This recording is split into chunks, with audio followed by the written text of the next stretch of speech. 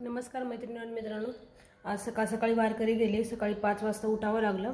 त्यांना सकाळी नाश्त्याचं करून दिलं, पोहे केले होते नाश्त्यासाठी आणि नंतर चहा करून दिला.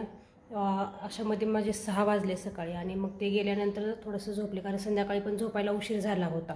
त्याच्यामुळं झोपले आणि मग उठायला उशीर झाला. सकाळी 8-8:30 वाजता जाग आली. मग तिथून नंतर घरातल्या कामाला लागले, नाश्ता केला. घरात इतका पसारा पडलेला आहे बघा, काल रात्रीचा स्वयंपाक उरलेला. घरात बघा पसारा पडलेला आहे. भांडी वगैरे घासलेली सगळी जागेवरच ठेवली होती, पण भाज्या वगैरे ज्या आहेत उरलेल्या त्या मी झाकून ठेवल्या होत्या, कारण त्याच्यामध्ये झुरळ पडायला वगैरे नको, मग आपल्याला ते खाता येणार नाही. आता हे सगळा पसारा मी आवरणार आहे. आणि घरात जर पसारा पडला असेल तर आपलं काय होतं, कुठल्या कामामध्ये लक्ष लागत नाही आणि सारखं त्या पसाऱ्याकडे आपलं लक्ष जातं. त्याच्यामुळे कामाची आवरावर केली आणि सगळं पहिल्यासारखं झालं, स्वच्छ झालं घर, की मग छान वाटतं, घरामध्ये प्रसन्न वाटतं आणि कुठल्याही कामामध्ये लक्ष लागतं. त्याच्यामुळे आपल्याला एक सवय असते की प्रत्येक वस्तू त्याच्या जागेवर ठेवणे आणि ते केल्याशिवाय आपल्याला एक समाधान मिळत नाही. माझ्या बाबतीत तर तसंच होतं, कारण प्रत्येक गोष्ट मला जागच्या जागी टापटीप लागते. त्याच्यामुळे माझा प्रयत्न असतो की अगोदर ते आवरायचं आणि मगच काय आपली कामं आहेत ती करायची. कप वगैरे ह्याचं जे शेकर वगैरे असतं ते मी ह्या वस्तू त्यांना घासायला टाकत नाहीत, कारण काय होतं, कप त्या भांड्यामध्ये टाकली की कप फुटण्याची शक्यता असते, त्याची दांडी फुटण्याची शक्यता असते. त्याच्यामुळे मी तेच स्क्रब पॅडच्या साह्याने घासते. आमचे हे जे कॉफी पिलेले कप मोठे असतात किंवा हे चहाचे आज त्यांनी पिलेले चहाचे कप होते ते मी सगळे मी स्वतः इथे बेसिनमध्ये घासलेले आहे. इतक्यातच दूध आलेलं आहे. दूध आणण्यासाठी मलाच जावं लागलं, कारण सईवरती आंघोळ करत आहे. मुलं असली की खाली मुलं जाऊन दूध आणतात. रात्री उरलेली जिलबी मी दुकानात द्यायला काढून ठेवलेली आहे आणि एवढी मला घरात ठेवलेली आहे. मुलं खातात ते. आणि रात्री सॅलड कट केलं होतं ते पण उरलेलं आहे.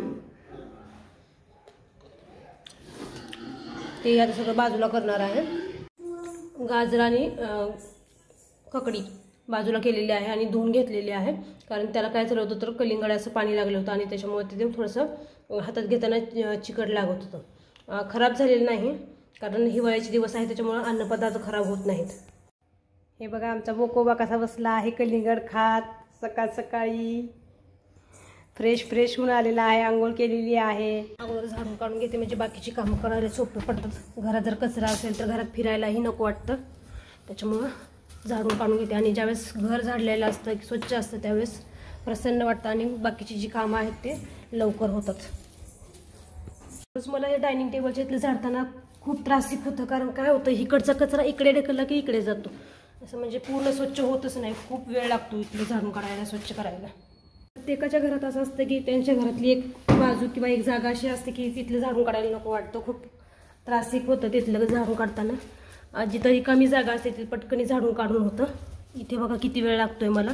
इकडे कचरा ढकलला की तिकडे जातोय, असं जवळजवळ 5 मिनिटं माझे इथेच जातात दररोज. इकडचं झाडून काढून झालेलं आहे. ज्यावेळेस घरात डायनिंग टेबल नव्हतं त्यावेळेस वाटायचं की घरात डायनिंग टेबल असावा. आता आहे त्रास वाटते, ते झाडून काढताना त्रास होताना वाटतं की इथे डायनिंग टेबल नसतं तर बरं झालं असतं. प्रत्येक गोष्टी बाबतीत आपलं असतं, ज्यावेळेस आपल्याकडे ती वस्तू असते त्यावेळेस त्या गोष्टीचं आपल्याला काही वाटत नाही, आणि ज्यावेळेस आपल्याकडे नसते तर ती आपल्याला गोष्ट हवीशी वाटते. आमचं देवघर आहे. देवघरात खालच्या बाजूला असल्यामुळे आंघोळीच्या अगोदरी जरी झाडून काढलं तरी काही वाटत नाही, कारण देवाला स्पर्श होत नाही आहे तिकडे. खालच्या फरशीच मी अलीकडूनच झाडून काढते. वरच्या बाजूला इथे आम्ही आंघोळ झाल्याशिवाय तिकडे स्पर्श करत नाही. खालची फरशी अशी मी इकडे अलीकडून झाडून काढून घेते. आणि टावेल पण इथे देवाच्या अंतर असल्यामुळे तिथे स्पर्श होण्याचा काही संबंध येत नाही. काय होतं, ज्यावेळेस मुलं देवपूजा करतात त्यावेळेस मुलांच्या लक्षात राहत नाही आणि ते झाडून काढत नाही, तशीच देवपूजा करतात, तेही व्यवस्थित वाटत नाही. त्याच्यामुळे मी अलीकडच्या बाजूने झाडून काढून घेते दररोज. मी किचन आणि इकडचा डायनिंग जो एरिया आहे, डायनिंगचा एरिया आणि किचन आणि त्यानंतर देवघर, या तिन्ही ठिकाणचं झाडून काढल्यानंतर काय करते, इथे बाथरूमच्या समोर इथे कचरा लावते आणि परत तिकडचं जे हॉल आहे ते हॉलचं तिकडे सरळ डायरेक्ट बाहेर कचरा घेऊन जाते. चिवताईला कामाला लावलेलं आहे. एक चादरी रग वगैरे वर घेऊन जाते. ही सोप्यावरती घाण दररोजच होते, त्याच्यामुळे एकदा झाडू फिरून घ्यावाच लागतो याच्यावरती. मुलं बसल्यानंतर काहीतरी खायला घेऊन बसतात आणि अशी घाण होते. त्याच्यामुळे याच्यावरती एकदा झाडून लावून घ्यावा लागतो. आणि उशा तर सर्रास विस्कटलेल्या असतात, उशा पण व्यवस्थित मांडून घ्यावं लागतं. तिकडच्या मी मांडलेल्या आहेत उशा. सोफा स्वच्छ करून झालेला आहे आणि सर्व उशा पण लावून घेतलेल्या आहेत.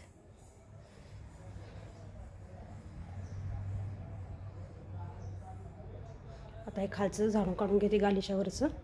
सोफ्याच्या खाली असं काही ना काही दररोज एक ना एक वस्तू पडलेलीच असते, त्याच्यामुळे सोफ्याच्या खाली एकदा झाडू फिरून घ्यायचा दररोज. त्यामुळे काय होतं तर तिथली स्वच्छताही होते आणि काय एखादी वस्तू पडली असेल तर ती वस्तूही निघून जाते. माझ्याकडे कधीतरी डीप क्लिनिंग असा विषय नाही, कारण माझी कशी असते दररोजच क्लिनिंग, म्हणजे दररोजच सगळं स्वच्छ करायचं. त्याच्यामुळे काय होतं तर घर जास्त प्रमाणात घाण होत नाही आणि आपलं घर वेळेमध्ये आवरून होतं, कमी वेळेमध्ये आवरून होतो सगळ्यात महत्त्वाचं म्हणजे. त्याच्यामुळे दररोजच्या दररोज स्वच्छता करत गेलं की घर खूप घाण होत नाही आणि स्वच्छ राहतं. आणि आपण झाडून काढत असताना काय करायचं, ज्यावेळेस असं वरच्या बाजूला बघायचं एकदा, जिथे जाळ्या बसलेल्या दिसतात ते पटकनी काढून घ्यायचे. त्याच्यामुळे जाळ्या पण जास्त होत नाहीत आणि सगळ्यात महत्त्वाचं म्हणजे घर घाण दिसत नाही. आणि घरामध्ये जर जाळ्या वगैरे बनलेल्या असतील तर घरामध्ये उदास वाटतं, एक निगेटिव्हिटी येते आपल्या घरामध्ये. त्याच्यामुळं ह्या गोष्टी लक्षात ठेवायच्या. ज्यावेळेस आपण झाडून काढत असतो त्यावेळेस आपल्या आजूबाजूला किंवा वरच्या बाजूला कुठे जाळ्या झालेल्या आहेत का ह्या पाहायच्या आणि त्या दररोजच्या दररोज काढून घ्यायच्या जिथे झालेले दिसते त्या ठिकाणी. आणि फॅन ही मी काय करते, आठवड्याला फॅनच्या वरच्या बाजूचं आणि खालच्या बाजूचं झाडून एकदा झटकून घेते आणि नंतर कापडाने ते स्वच्छ करून घेते.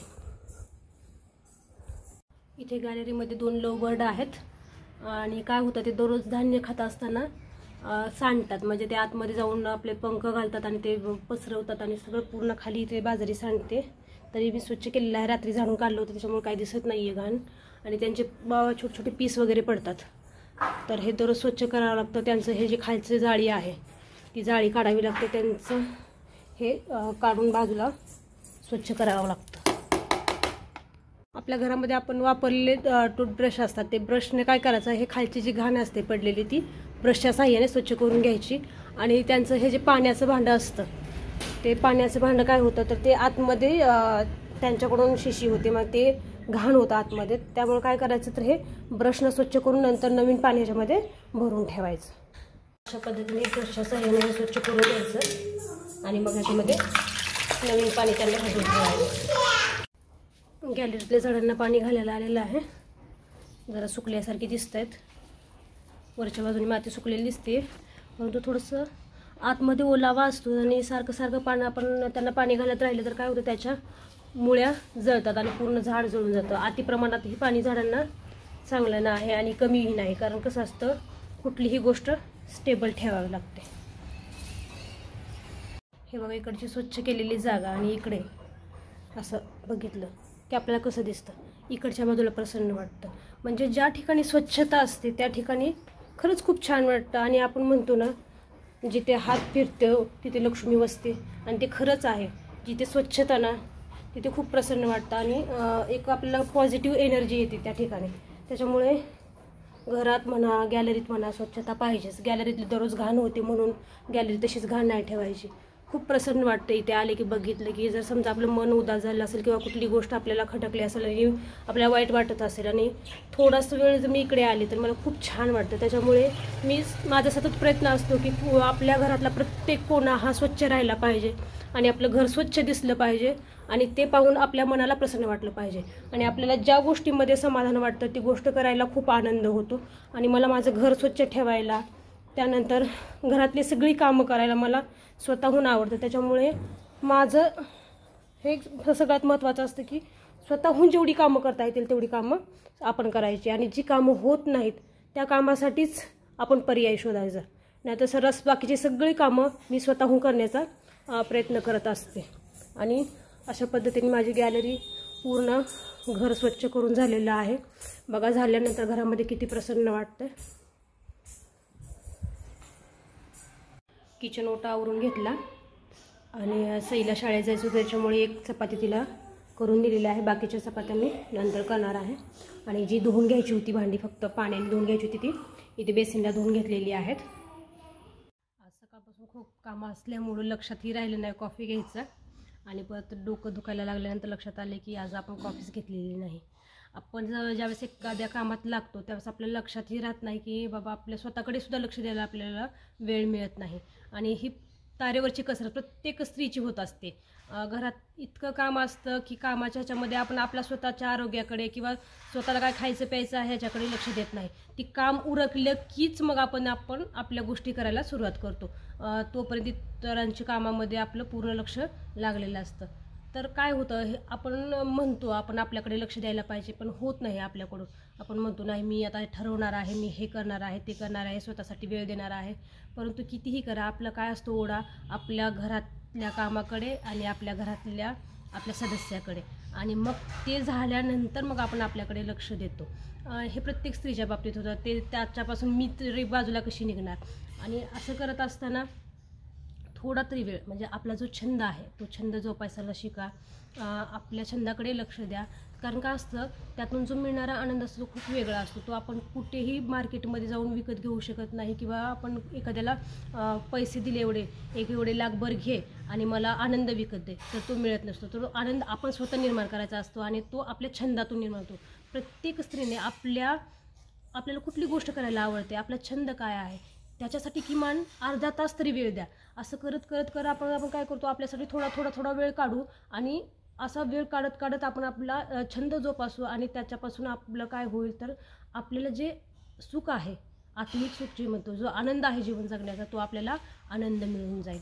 आजच्या दिवसापुरतं एवढंच. आज आपण थांबूया, खूप वेळ झालेला आहे आणि आपण नंतर भेटूया नवीन व्हिडिओमध्ये. आजच्या दिवसापुरतं एवढंच. धन्यवाद.